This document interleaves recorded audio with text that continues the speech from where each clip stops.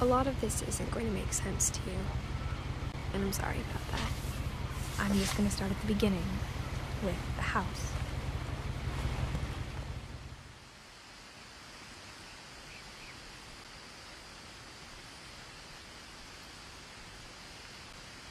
Someone had put up a chain-link fence, but it looked like I wasn't the first person to hop it.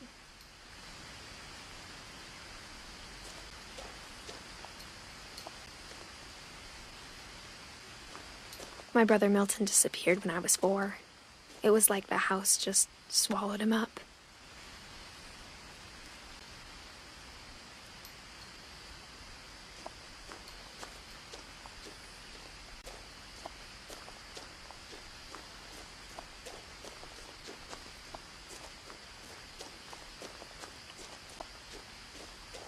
I lived here until I was 11, but I wasn't allowed inside half the rooms.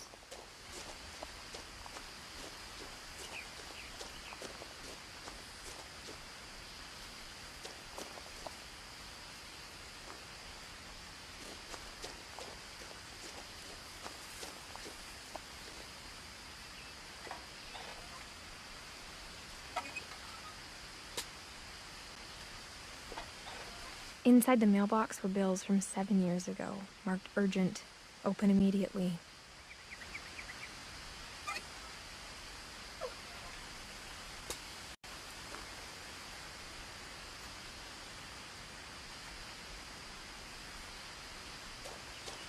I hadn't been back since my brother Lewis's funeral.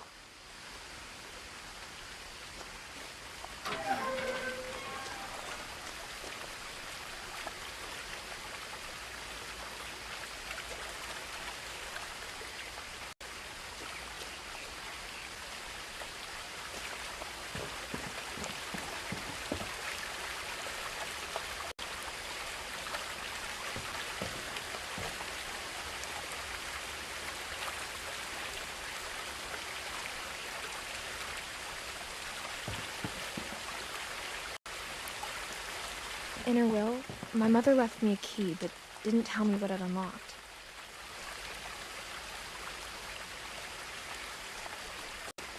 Maybe she thought I'd know, or she thought the mystery would be enough to bring me back.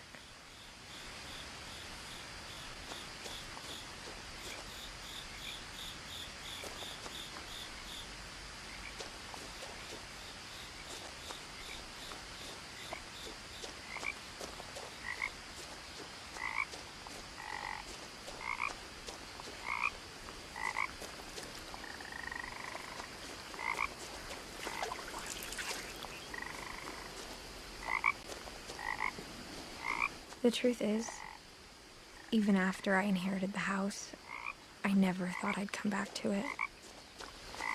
But now I had questions about my family that only the house knew the answers to.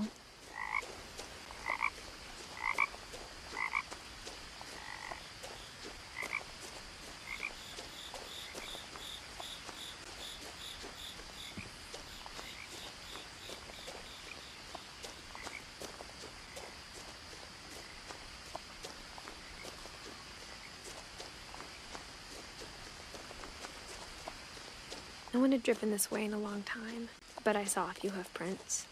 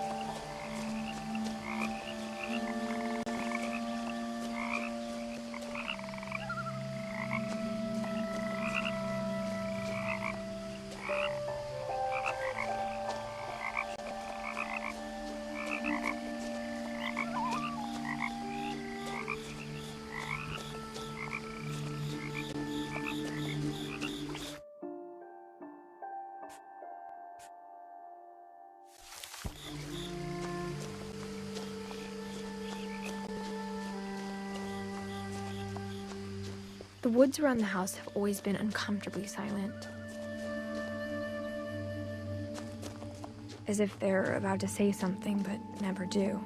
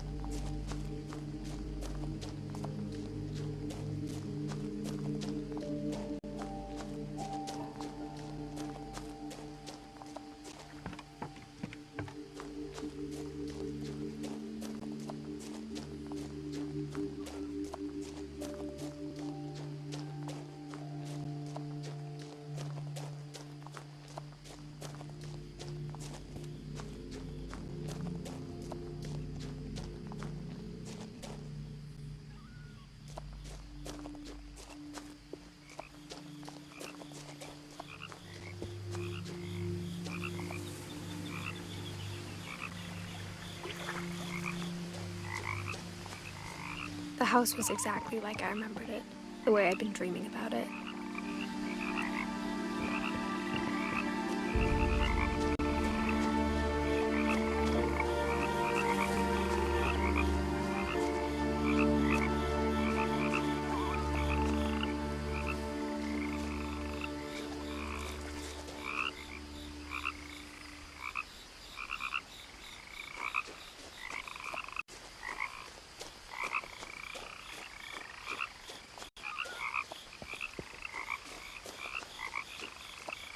As a child, the house made me uncomfortable in a way I couldn't put into words.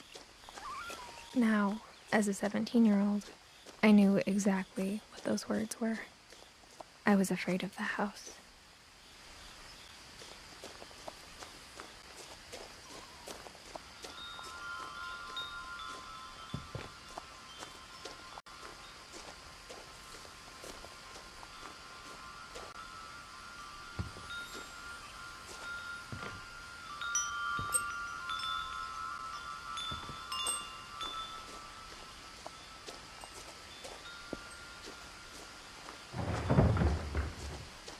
I heard something moving around in the garage.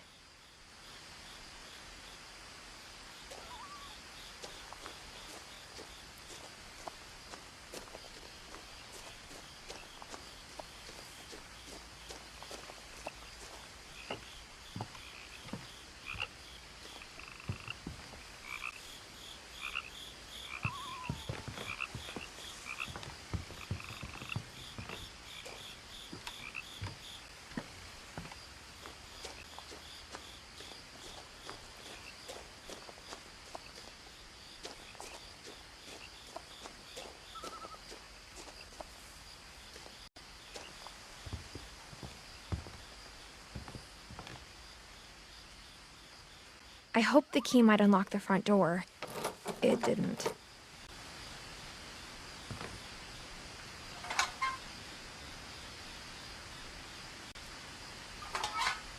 Looking in, I felt like the house itself had been waiting for me.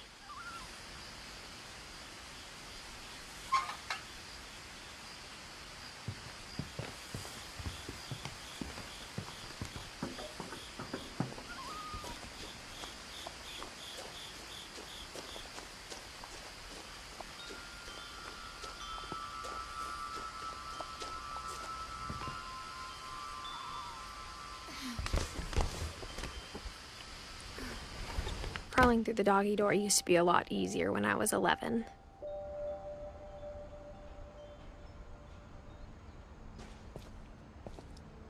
The power had been turned off the night we left.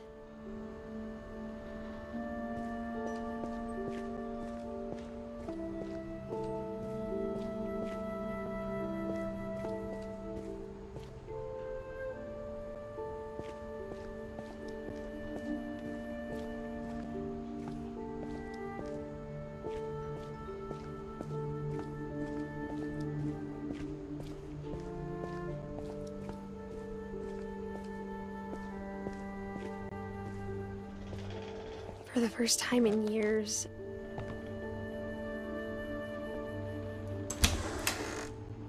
I felt like I was home.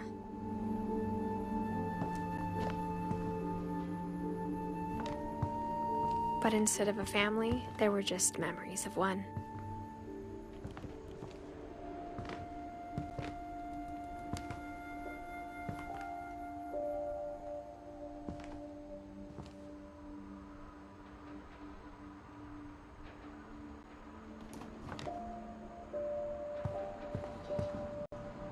Like how after Louis started working at the cannery, we all got sick of eating salmon.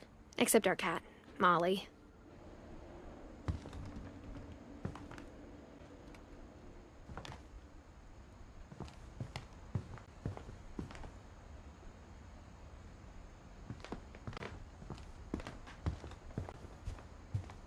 The table was still a wreck from the night we left. It was like a bomb had gone off, killing everyone but sparing the furniture.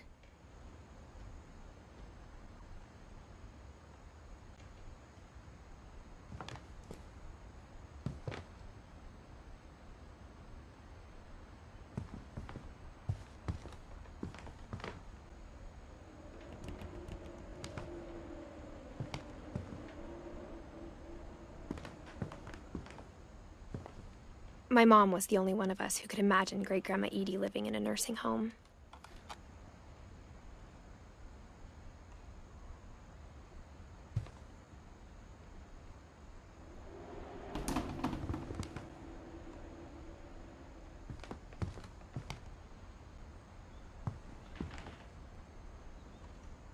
Nothing in the house looked abnormal. There was just too much of it, like a smile with too many teeth.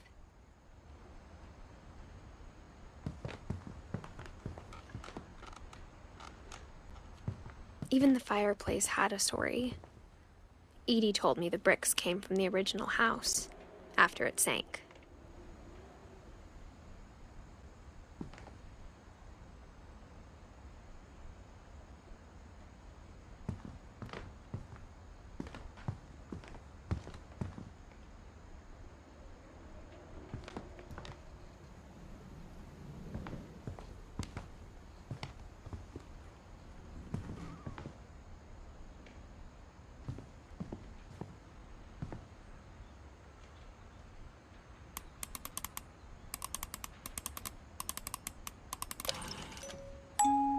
Great-Grandpa Sven built a music box for Barbara, along with the rest of the house.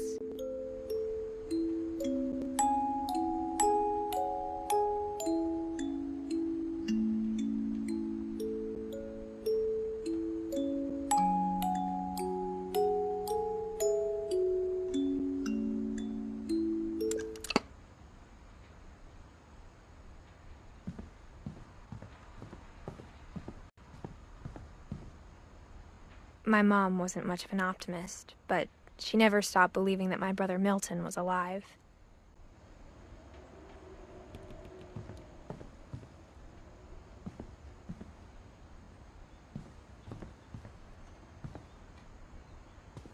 After Milton disappeared, Mom sealed up all the bedrooms. Then Edie retaliated and drilled peepholes.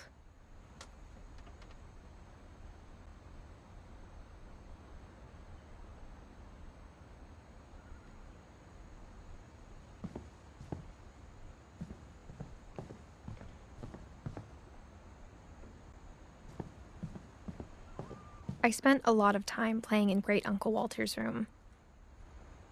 I think my mom sometimes regretted not sealing it up.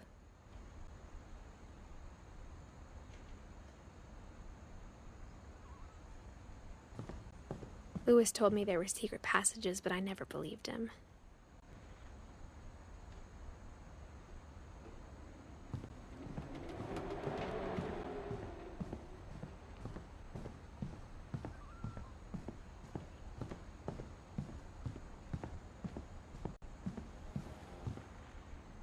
Whenever people ask me about my family, the first thing they always want to know about is Barbara.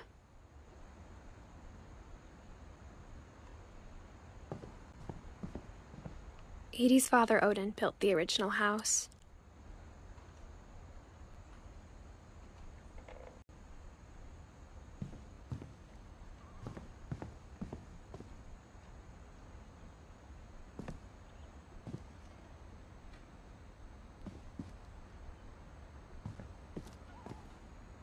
Mom must have locked the third floor stairs on the night we left.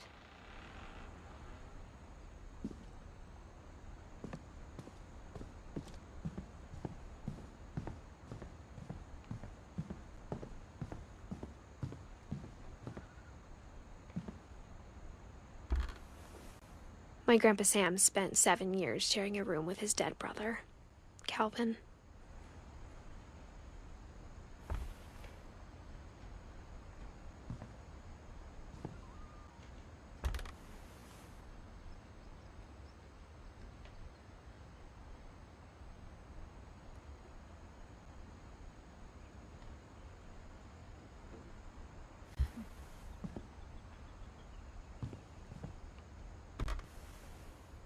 The last time I was in Edith Sr.'s room, I was 10 and she was painting my portrait.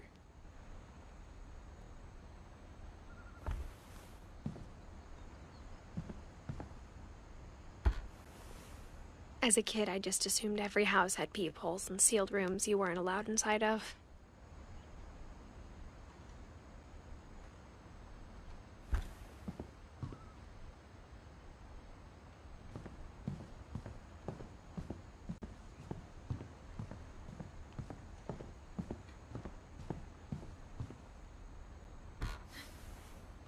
Molly always seemed like a girl I could imagine being friends with, if she hadn't died in 1947.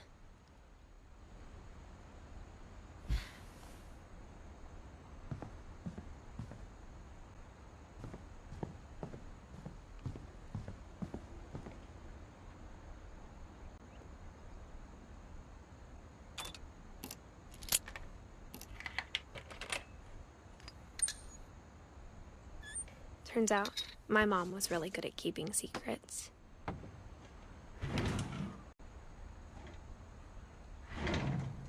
Now it was time to find out what my mom had been afraid of.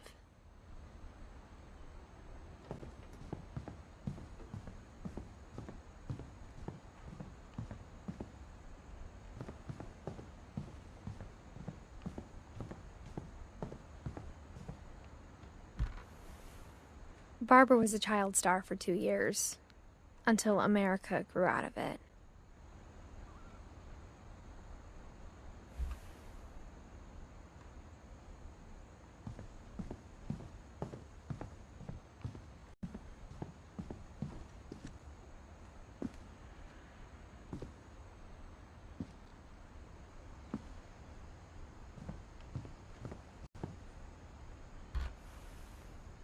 Edie told me once that every Finch who ever lived is buried somewhere in the library.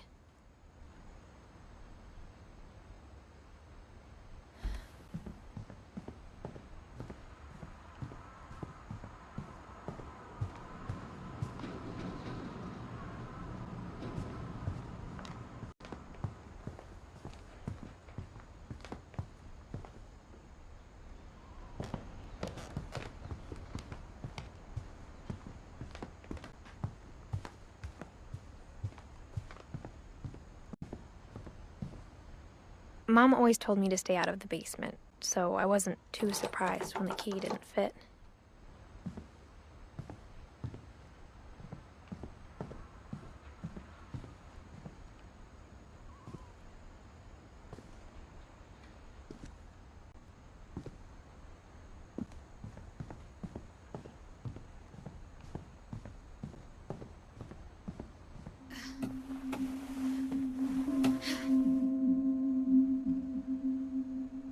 Reading this, maybe it sounds like I had a plan, but I had no idea what was behind that door.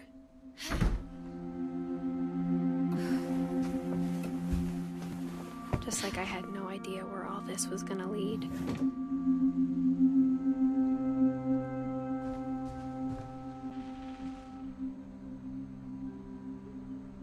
I grew up looking at Molly's room through the peephole.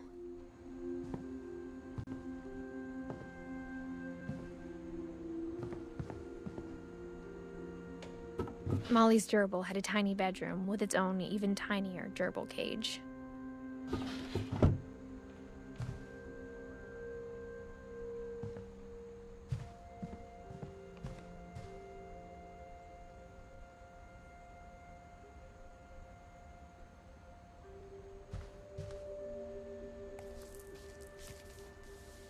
December 13th, 1947.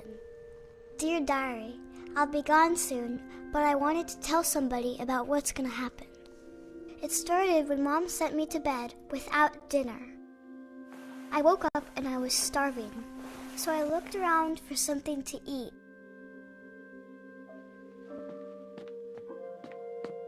The gerbil food was dry, but I didn't mind it.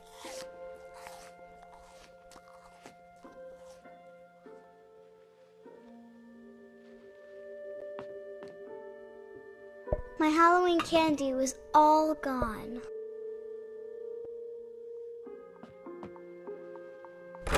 Mom, can I come out now? Sweetheart, it's late. Go to sleep.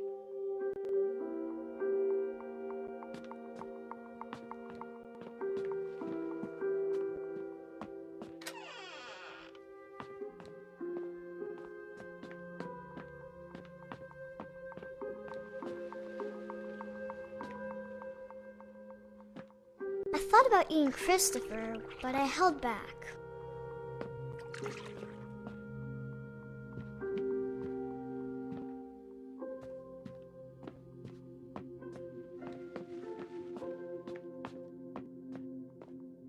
I kept eating and eating.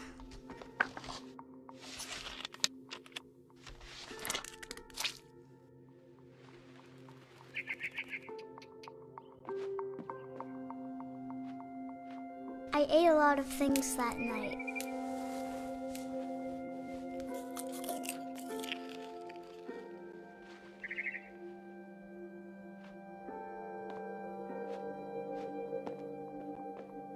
Then I heard chirping outside my window.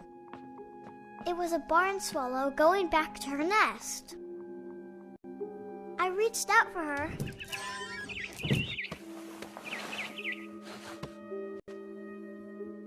And suddenly, I was a cat.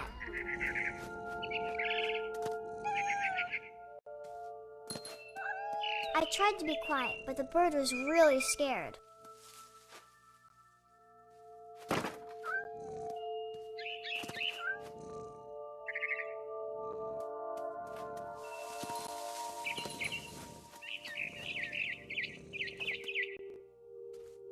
Mom and Dad didn't even look at me.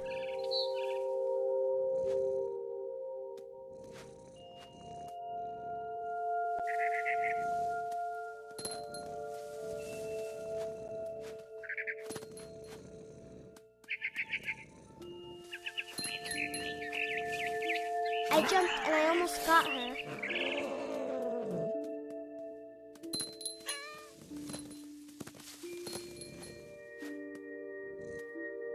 I could tell she was getting really tired. Now I was up in a big tree. I promised Dad I wouldn't climb it anymore. All I cared about was eating that mama bird.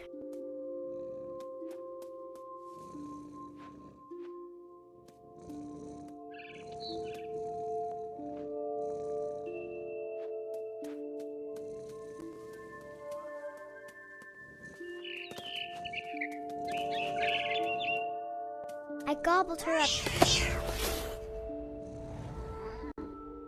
And suddenly, I was an owl. First, all I heard was the wind. Then I heard little teeth nibbling in the grass.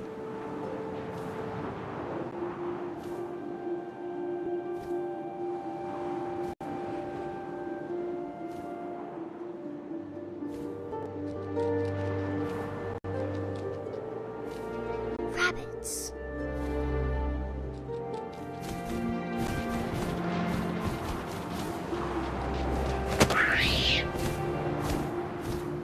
I imagined his face looking up and seeing mine through my talons.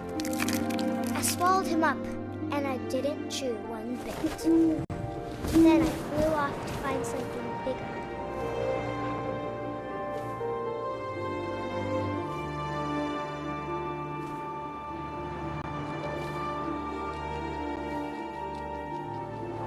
A mama rabbit.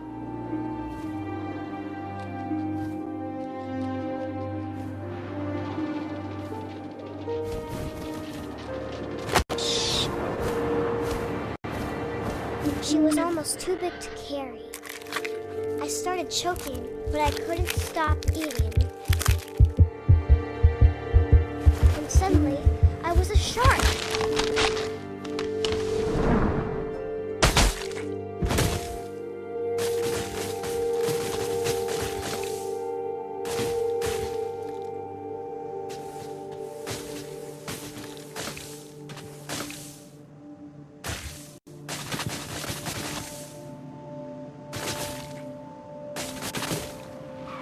I rolled off a cliff and into the ocean. Now, I was hungrier than ever.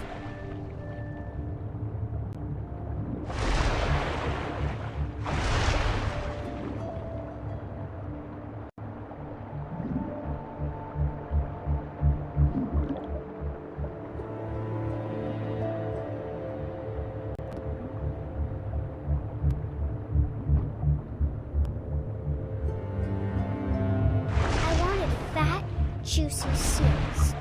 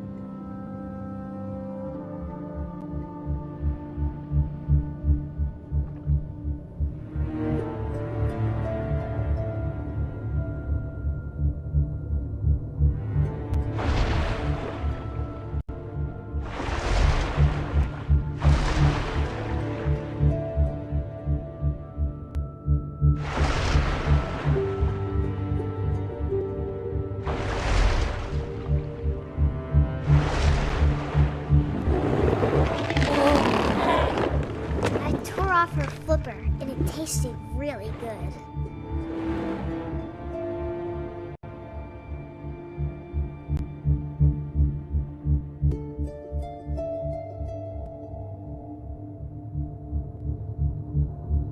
I grabbed on tight, but I was so hungry I jumped out of the water. When I opened my eyes, everything changed.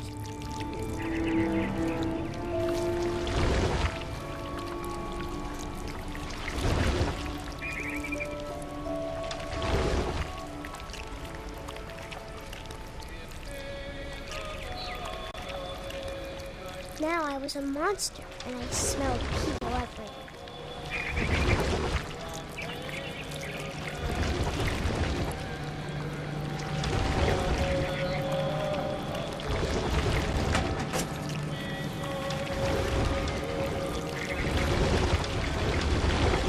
I was big, and I moved real quiet.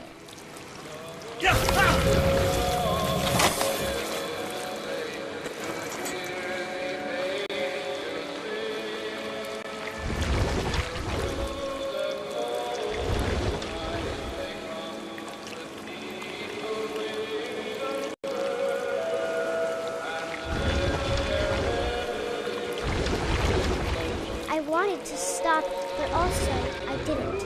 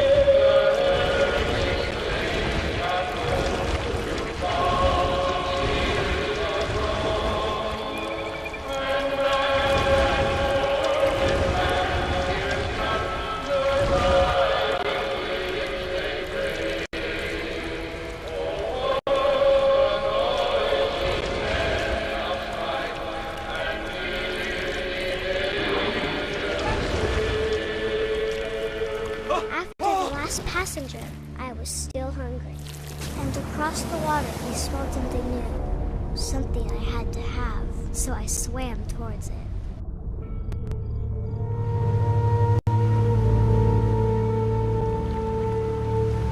I slithered onto the sand, and the good smell went into an old pipe.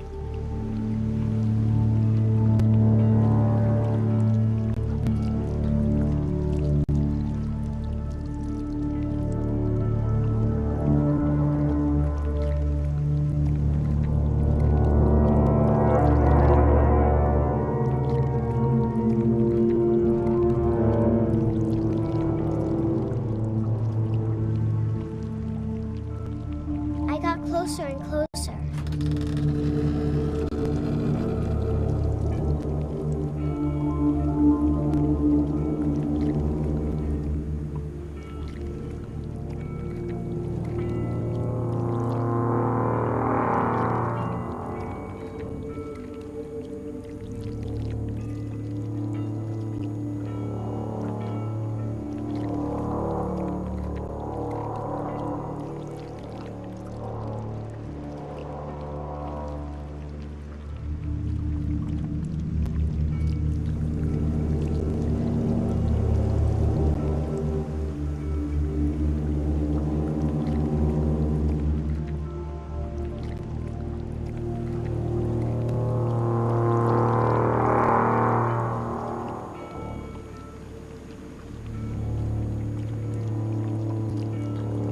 All of my stomach started growling.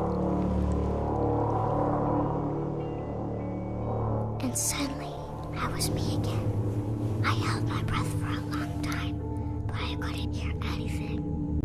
I think it's waiting for me to fall asleep. But it's not going to wait much longer. It needs to feed, and we both know I will be delicious.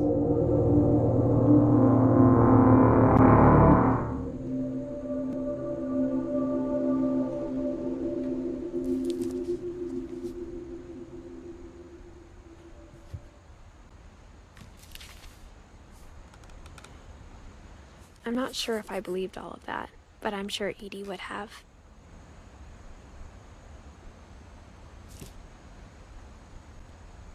I got the sense Edie had spent a lot of time here, before my mom sealed the doors.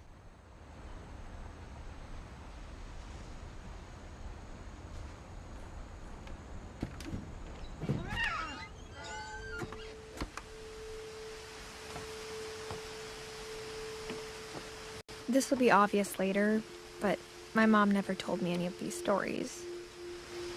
Edie would have, but Mom didn't like bringing up the past. Though, when we adopted a stray kitten, she was the one who named it Molly.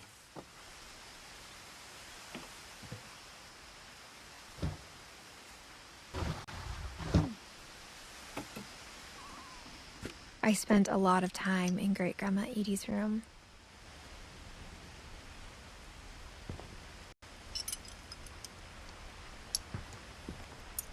Edie knit me a new pair of gloves every year, just in time to replace the old ones. Louis died a week before we left, but Edie had already started to memorialize him.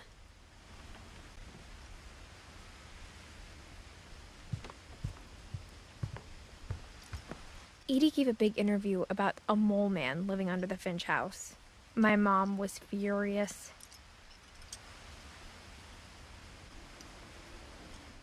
I hadn't thought of myself as Edith Jr. for a long, long time.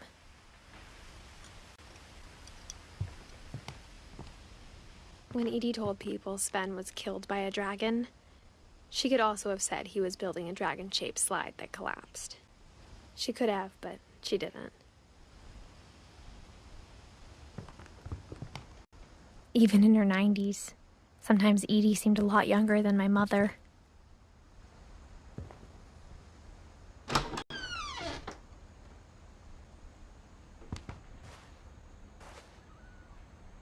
The only trace Grandpa Sam's first wife, Kay, left on the house was the pink bathroom.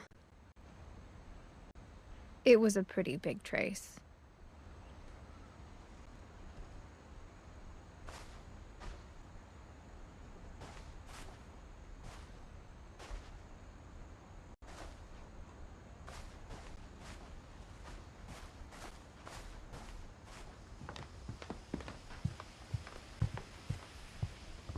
Her room was like a museum.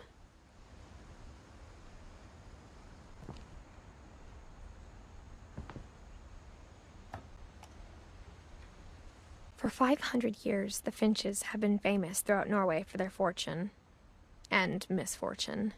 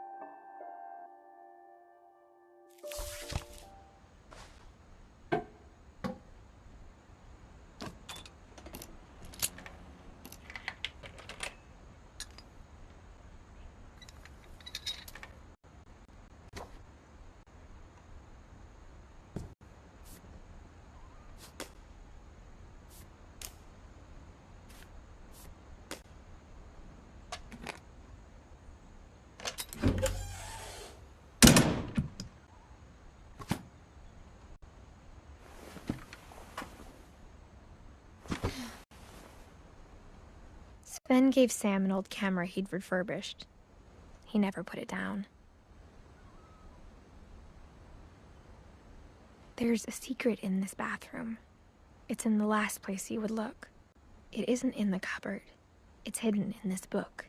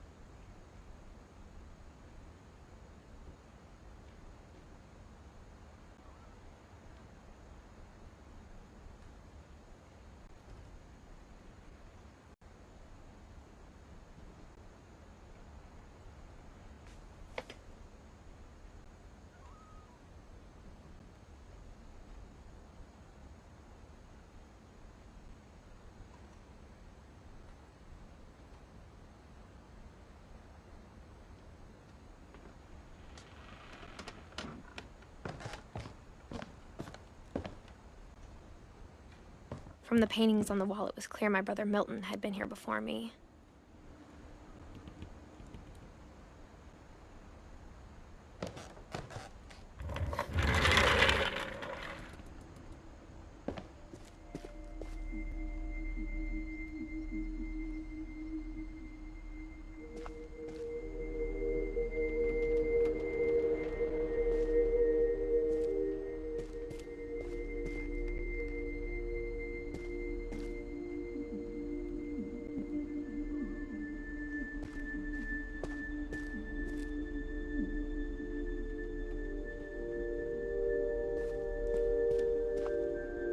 I knew Grandpa Sam had a twin,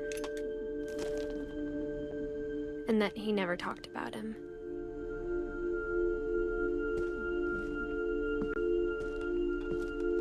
I guess my grandpa didn't like history any more than my mom did.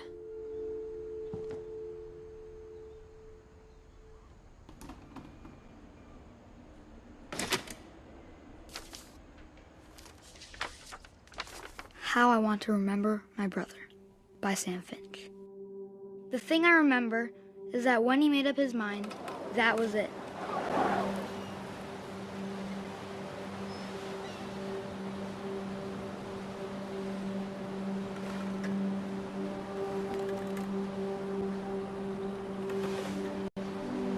My brother said he'd die before he ate another mushroom, and he did.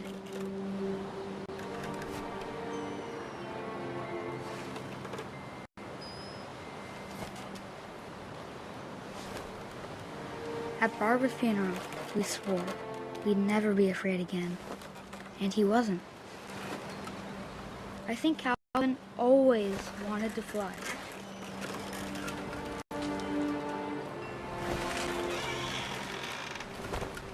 Sam! Calvin!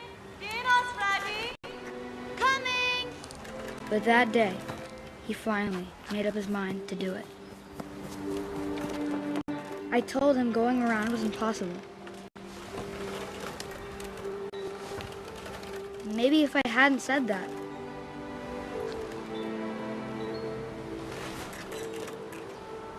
Calvin! I'm not gonna tell you again!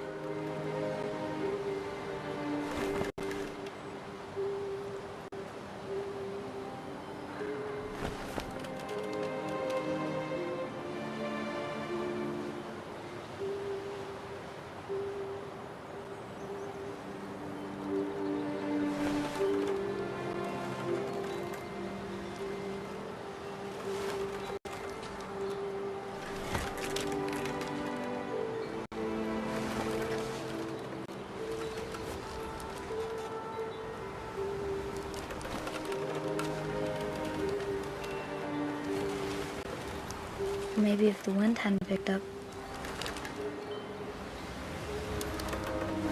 then maybe he'd still be here. But I doubt it. I think he'd already made up his mind. That's what I want to remember about my brother.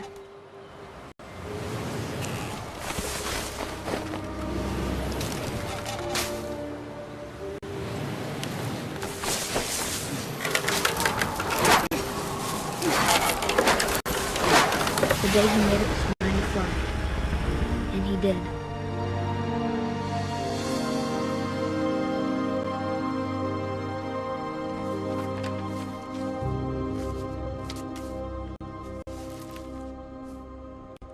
Calvin's story felt strangely familiar. When I was younger, I remember trying to do the exact same thing.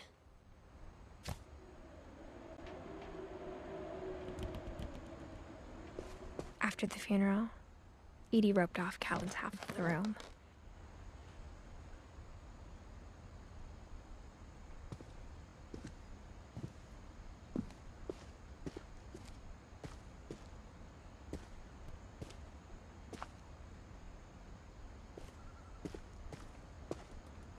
Mom said Grandpa Sam enlisted at 18 and never set foot in the room again.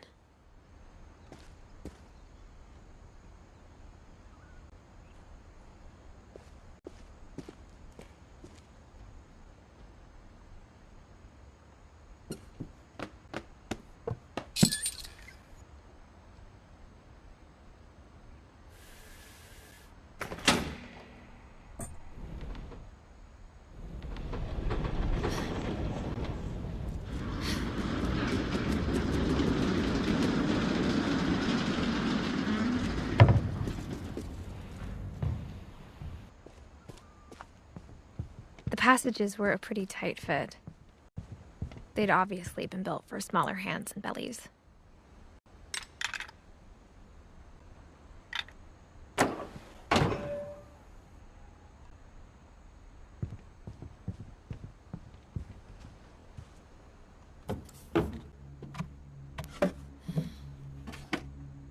Growing up, I always thought of Barbara as a child star.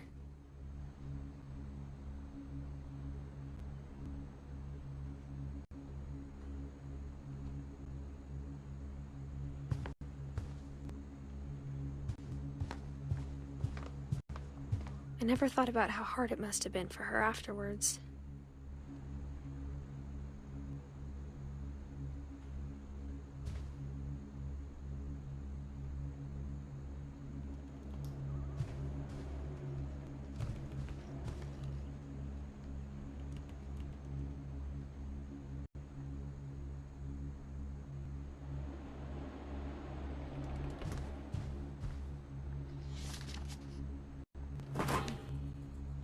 Of all the stories people wrote about Barbara's death, I'm surprised Edie saved this one.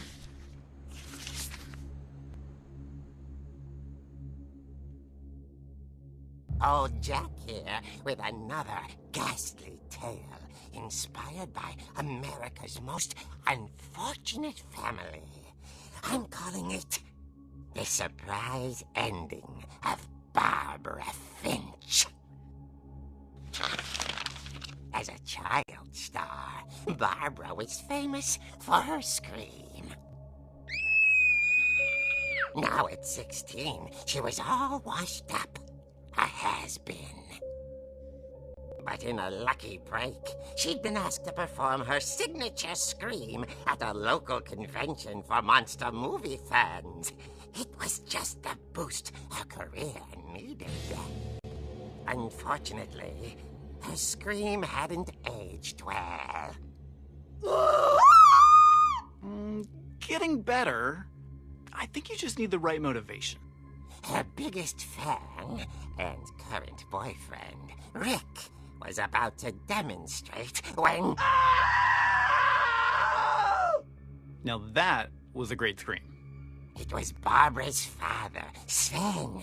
He'd slipped into a table saw and had to be rushed to the emergency room. So Barbara got stuck babysitting her youngest brother, Walter. Her convention comeback was cancelled. Okay, I'm hearing frustration, but I'm not hearing terror. What if I tried... A gang of hoodlums in Halloween masks have been terrorizing Orcas Island tonight. Police are urging residents to... That came from the basement. You're right! Also, I loved your delivery on that. Why is your basement door locked? Because my dad likes making puzzles and secret passages. There's a key hidden in the music box. The secret is to keep winding and winding until finally the key pops out. Thanks, babe. I'll be back in a sec. 20 minutes later, Rick hadn't returned. So Barbara went to look for him, right on cue. She reached for the music box.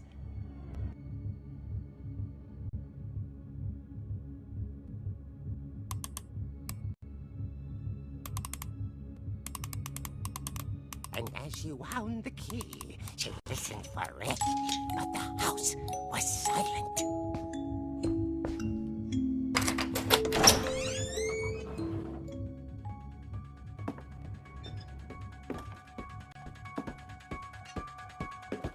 She found Rick's crutch and imagined the worst.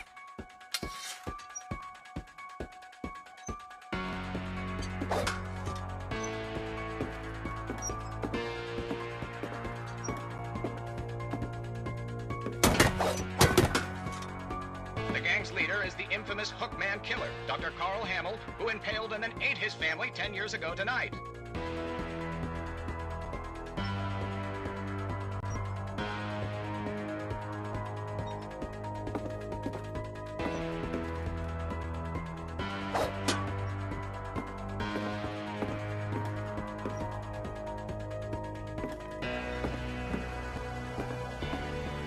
The old Finch rattled and grew still.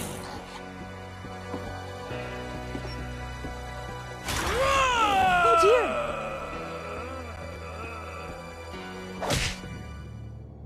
Oh! Rick?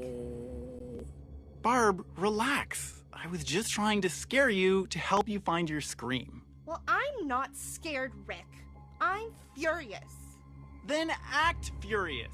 All I'm getting from you now is that you're hurt and confused and you... She threw him out, but she kept a little something to remember him by. Barb, have you seen my other crutch? And she was still holding it when she fell asleep watching the late picture show. Hours later... Barbara! Walter, what's going on up there? Ah! Okay, I'm coming up, but if this is a trick, you're dead, Walter.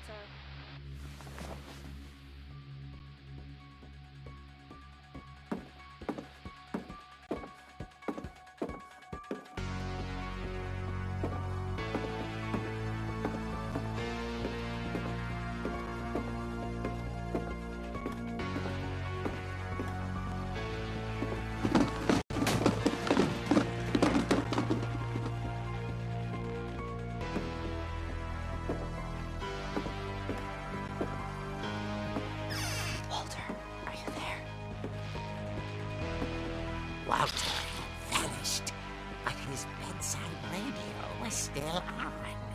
Orcas Island police describe the man as 6 feet tall, with a steel hook for a hand. Residents are urged to lock all doors and windows and notify the police of any suspicious activity. Barbara turned, saw the hook man, and was speechless. He was quite smashing.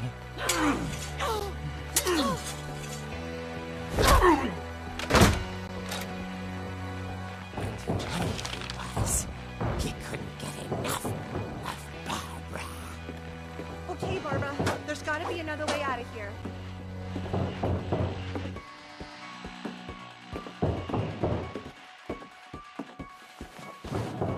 That night, she played her part beautifully.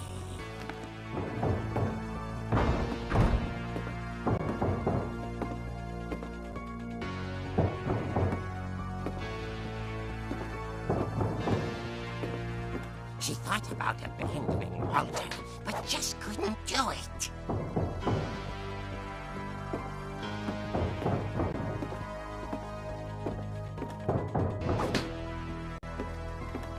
Molly's door hadn't been opened in years. The hinges groaned.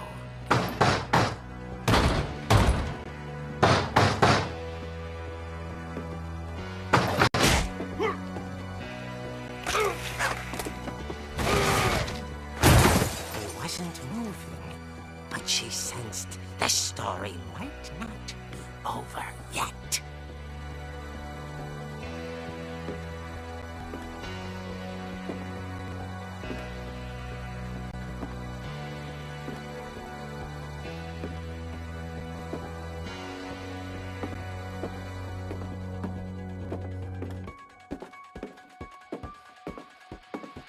The hookman had vanished. She listened for his breathing, but all she heard was...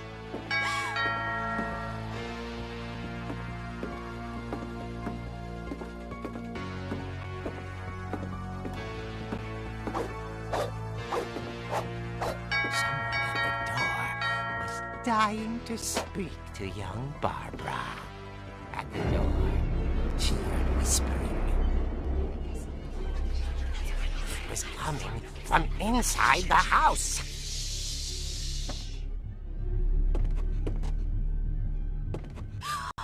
Oh dear.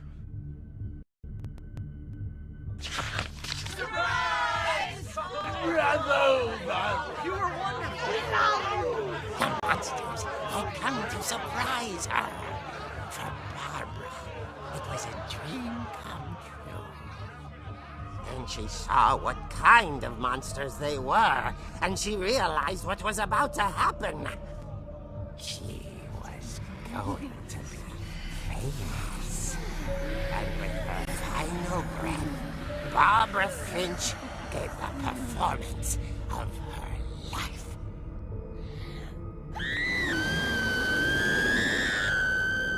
I wasn't there myself, but I visit. Poor girl. She had a taste for stardom. But unfortunately, so did her fans. Of course, the police blamed it all on poor Rick, who disappeared the same night. And little Walter? Hiding under his bed the whole time. He took it all pretty hard, but that's another story. As for Barbara, tucked inside the music box is all they ever found of her. Her ear. Now that's what I call a real eerie tale.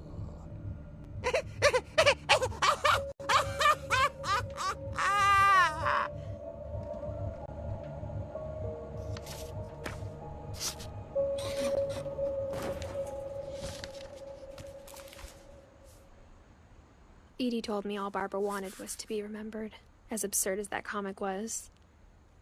Maybe what Edie saw was a happy ending.